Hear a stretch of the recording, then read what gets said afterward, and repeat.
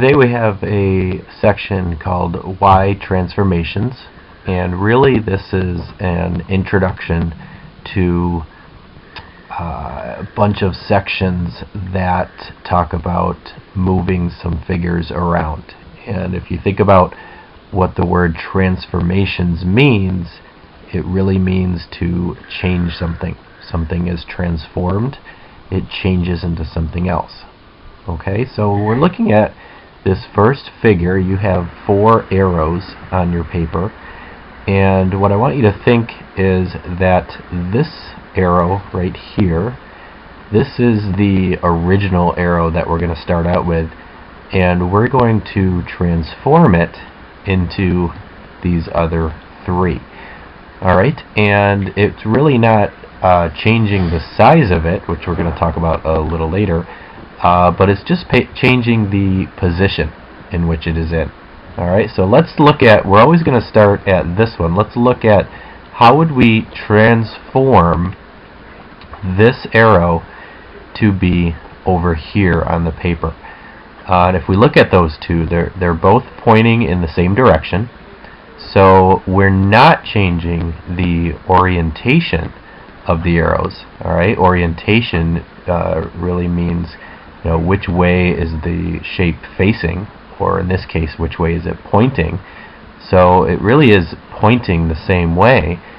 Really, if I imagine cutting out this arrow on the paper and just simply sliding the arrow along the paper, I could slide it right into that position right there.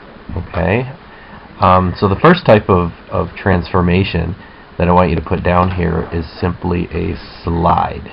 Alright, and I said for now because that's really a simple way of saying that's what we did. Alright, what we really call that is a translation.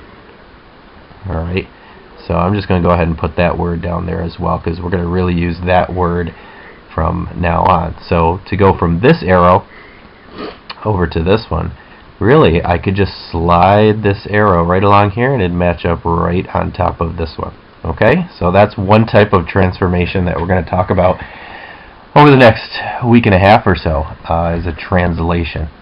Alright, now let's go back and clear out that I just drew in there. We'll take this arrow right out of here, and let's start out at this arrow again. Let's not worry about this one, but let's go to this one right here.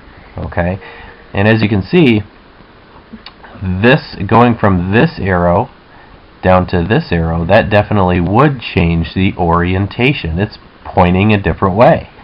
Alright, so I've got to do more than just slide this arrow down here. Alright, it looks like I'm going to have to turn it to be pointing downwards. Alright, and that's another type of transformation we're going to talk about over the next week and a half or so, is a turn.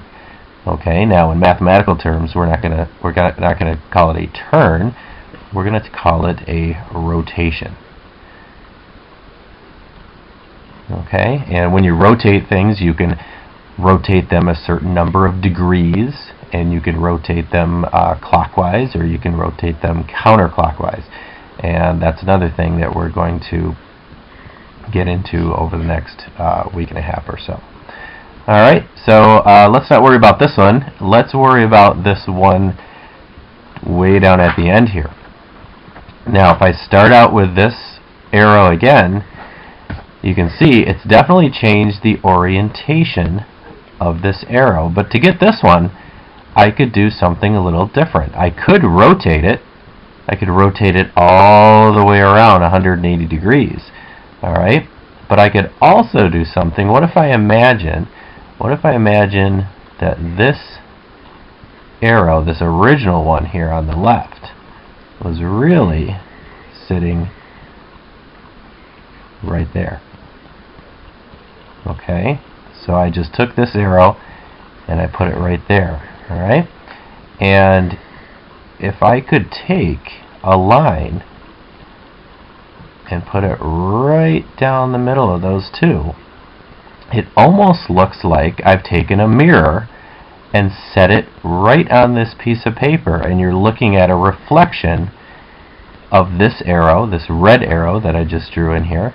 Yeah, I could color it in red.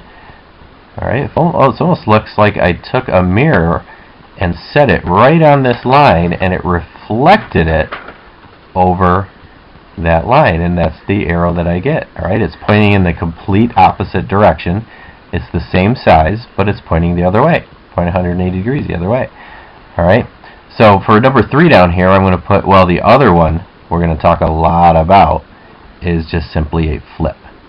Okay, but in more mathematical terms, I've actually already used this. We're going to call it a reflection. Alright, so really, like I said, we're setting up a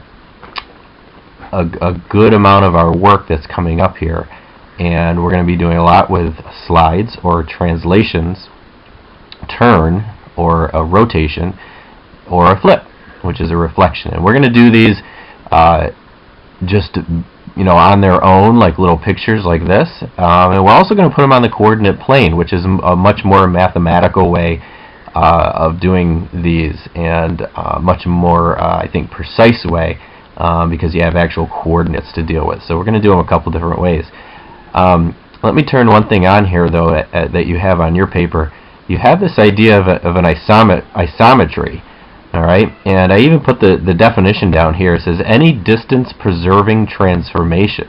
Alright, and what I mean by this right here, distance preserving transformation, and I put this meaning the original shape and its image after performing the transformation are the same size and same shape. Alright, and if we go back up here to each one of these, well, when we did this slide, well, it's the same size and the same shape. It's just nudged over a little bit. It's just slid right over to this spot right here. When we did the rotation, okay, we rotated around a specific point down here. Now it's pointing down. Well, again, that's the same size and the same shape. It's just pointing a different way. All right, and when we did the reflection over here, again, same thing, same size and same shape. So all of these, let me turn that back off. All of these are what we call an isometry, okay, whether it be a translation, a rotation, or a reflection. These are all isometries. Alright, and that's a really funny word. I mean, I don't know of many other places that it's used other than describe what these are. Alright, but something that we haven't changed the shape or the size, we group them all together. We call them isometries. Alright, we are going to have a transformation later that does change the size, not the shape, but the size of the figure, and that would not be an isometry. Alright, so I can turn that back on, and we can use these transformations to prove that certain shapes are the same size and shape, meaning congruent. Okay, and there's another word that you should be familiar with. If you're not, what congruent means, again, is it's the same size and same shape. Alright, so let's look at the few examples that we have. Let me turn this guy off and this guy off and this guy on. Alright, so one of the first examples you have down at the bottom of your page, it says simply what type of transformation would I use for this? Okay, and what I have here is a simple angle. Okay, and here's another angle. Alright, if you really wanted to be precise about it, we could put arrows on the end. Okay, and that would say that it goes on forever, but these are the same size and same shape. Alright, we could measure them with a ruler and we'd see that. But what I want to know is this going to be a translation, a rotation, or a reflection? Alright, and this one's pretty straightforward. You can see that it's pointing in the same direction. It didn't rotate it, didn't flip it over itself. So this one, very easily, that is an example of a translation. Alright, so I want you to write that word right next to it. If you want to put it in parentheses, that is a slide. Okay, let's turn this one off and put the next one on here. We have some smiley faces. Obviously, I can't just slide this one over to the next one. Alright, if I were able to do that, I could take like specific points on here. Right? Oops, gotta fix that. Hold on. If I could take specific points and just draw a straight vector. We're going to talk about those later, but a straight vector across here, I should be able to get to the same point on the image. This would be the image, okay, of what this original shape is. And you see, I can't do that. I can't take a point on the eye or the whole eye itself and just slide it across and end up at the eye. It doesn't match up. So I'm going to take those off, and I'll take my little red dot off too. Alright, obviously it's not a translation. It is either a rotation or a reflection. Okay, and a reflection, well, it can't be that either. If I imagine drawing in a little line here and having a mirror sit right on this line up and down and looking in the mirror, well, it would still be the same orientation here. The smiley face would be right here. I'd have little eyeballs right there. That would be more like a reflection. So I don't have that. The only thing that could happen here is if I did a rotation. Alright, this guy must have been rotated or turned a certain number of degrees. This one happens to be 180 degrees. Okay, because it's completely, looks like it's completely upside down of what it was. So this one would be a rotation. And for now, you don't have to worry about saying it's 180 degrees. Okay, and if you want to put down there, this would be a turn. Okay, so fair enough with that. Let's turn on the last one here. We got these lightning bolts. All right, and again, I want to see, well, would this be a translation? Would it be simply a slide? Well, if it was, I could, oh, I did it again. All right, if it was, I could draw a line. Oh, that's a terrible straight line.